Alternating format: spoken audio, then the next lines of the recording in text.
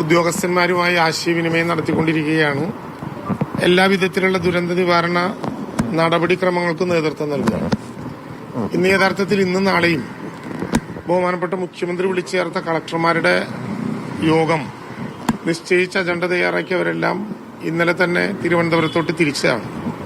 എന്നാൽ ഇന്നലെ മുഖ്യമന്ത്രിയുമായി കൂടിയാലോചിച്ച് കളക്ടർമാരുടെ യോഗം തൽക്കാലം മാറ്റിവെക്കാനും അതത് ജില്ലകളിൽ ഇന്നലെ ലഭ്യമായിട്ടുള്ള അറിവുകളുടെ അടിസ്ഥാനത്തിൽ അതത് ജില്ലകളിൽ ദുരന്ത നിവാരണ പ്രവർത്തനങ്ങൾക്ക് നേതൃത്വം നൽകാനും നിശ്ചയിച്ചതിന്റെ അടിസ്ഥാനത്തിൽ അതത് ജില്ലകൾ കേന്ദ്രീകരിച്ചുകൊണ്ട് ജില്ലാ കളക്ടർമാരുടെയും ഉദ്യോഗസ്ഥന്മാരുടെയും നേതൃത്വത്തിൽ എല്ലാ വകുപ്പുകളെയും കൂട്ടിയോജിപ്പിച്ചുകൊണ്ടുള്ള പ്രവർത്തനങ്ങൾ നടന്നു വരികയാണ്. ഫെഞ്ചൽ ചുഴലിക്കാറ്റ് ഇപ്പോ നമുക്ക് കാണാവുന്നത് 9 മണിയുടെ വിവരം ലഭ്യമായതനുസരിച്ച് നമുക്ക് കാണാവുന്നത് തമിഴ്നാട്ടിൽ നിന്നും കുറെ മാറി കർണാടകത്തിന്റെ ഏതാണ്ട് കേരളവുമായി അടുത്ത മേഖലകളിലേക്ക് കടന്നു കഴിഞ്ഞു. ഇന്ന് വൈകുന്നേരത്തോടുകൂടി കർണാടകത്തിന്റെ അതിർത്തിയിൽ നിന്ന് മംഗലാപുരത്തിലൂടെ കണ്ണൂർ, കാസർഗോഡ് ഉൾപ്പെടെയുള്ള വടക്കൻ കേരളത്തിന്റെ വഴിയിലൂടെ നാളെ ഏതാണ്ട് ഇതേ നേരമാകുമ്പോഴേക്കും അറബിക്കടലിലേക്ക് പോകും എന്നുള്ളതാണ് ഇപ്പോൾ കാണാൻ കഴിയുന്ന മുന്നറിയിപ്പുകൾ. കേന്ദ്ര കാലാവസ്ഥാ പ്രവചന വിഭാഗവും മറ്റ് ലഭ്യമാകുന്ന എല്ലാ സോഴ്സുകളും നൽകുന്ന അറിവുകൾ അനുസരിച്ചാണ് വടക്കൻ കേരളം വഴിയായിരിക്കും അറബിക്കടലിലേക്ക് ഇത് പോവുക. പക്ഷെ അതുകൊണ്ട് തന്നെ വൈകുന്നേരം ഇപ്പൊ പൊതുവിൽ കേരളത്തിൽ എല്ലായിടങ്ങളിലും മഴയുണ്ട്. എന്നാൽ ആ മഴയുടെ ശക്തി കുറഞ്ഞു വരികയാണ്. ഇന്നലെ രാത്രി കുറച്ച് കഠിനമായിരുന്നു. പ്രത്യേകിച്ച് പത്തനംതിട്ട, കോട്ടയം ജില്ലകളിൽ അതിശക്തമായിട്ടുള്ള മഴയാണ് ഇന്നലെ രേഖപ്പെടുത്തിയിട്ടുള്ളത്.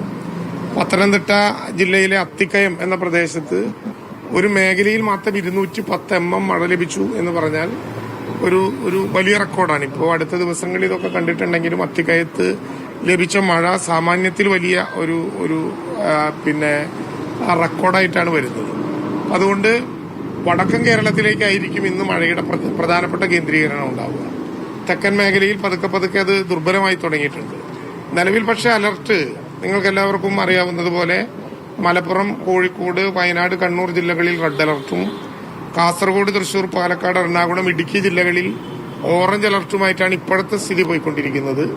വലിയ ക്ലൗഡ് ഉണ്ട് എല്ലായിടത്തും. എന്നാലും മഴ നേരത്തെ കണ്ടതിൽ നിന്ന് ദുർബലമാവുകയാണ്. പക്ഷെ വടക്കൻ മലബാറിൽ ഇന്ന് വൈകുന്നേരത്തോടുകൂടി മഴ കൂടുതൽ ശക്തിയാകും. നാളെ ഏതാണ്ട് ഈ സമയം വരെ അത് തുടരും. അറബിക്കടലിലേക്ക് അത് പോകും.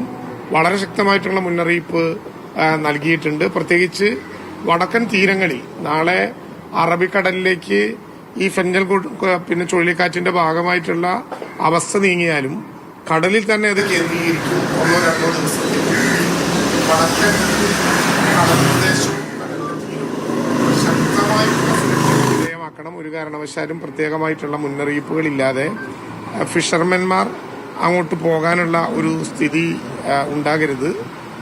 നിലവിൽ മധ്യവടക്കൻ ജില്ലകളിൽ സാമാന്യം നല്ല ഇടത്തരം മഴയാണ് ഇപ്പോൾ രേഖപ്പെടുത്തി വരുന്നത് എന്നുള്ളതാണ് നൽകിക്കൊണ്ടിരിക്കുന്ന ഒരു വിവരം. സ്വാഭാവികമായിട്ടും വടക്കൻ കേരളത്തിൽ പ്രത്യേകിച്ച് കർണാടകയുടെ അതിർത്തിയിൽ ഒരു ഡിപ്രഷൻ ഉണ്ടായി, ഒരു തീവ്ര ന്യൂനമർദ്ദമായിട്ട് ഇപ്പോൾ അത് മാറിക്കഴിഞ്ഞിരിക്കുകയാണ്. അതിനി കേരളത്തിലേക്ക് കിടക്കുമ്പോൾ ന്യൂനമർദ്ദമായി കുറച്ചുകൂടി ശക്തി കുറയും എന്നാണ് നമ്മൾ പ്രതീക്ഷിക്കുന്ന ഒരു പ്രധാനപ്പെട്ട കാര്യം. സുരക്ഷയുമായി ബന്ധപ്പെട്ട എല്ലാ ക്രമീകരണങ്ങളും കേരളം നോക്കി. NDRFന്റെ 4 ടീമുകൾ ഇപ്പോൾ തന്നെ കേരളത്തിലുണ്ട്. അതിൽ 2 ടീമുകളെ പൂർണ്ണമായിട്ടും ശബരിമലയിലെ തീർത്ഥാടനം കാലാവസ്ഥയുമായി ബന്ധപ്പെട്ട മന്ത്രി കെ രാജനാണ് മാധ്യമങ്ങളോട് സംസാരിക്കുന്നത്.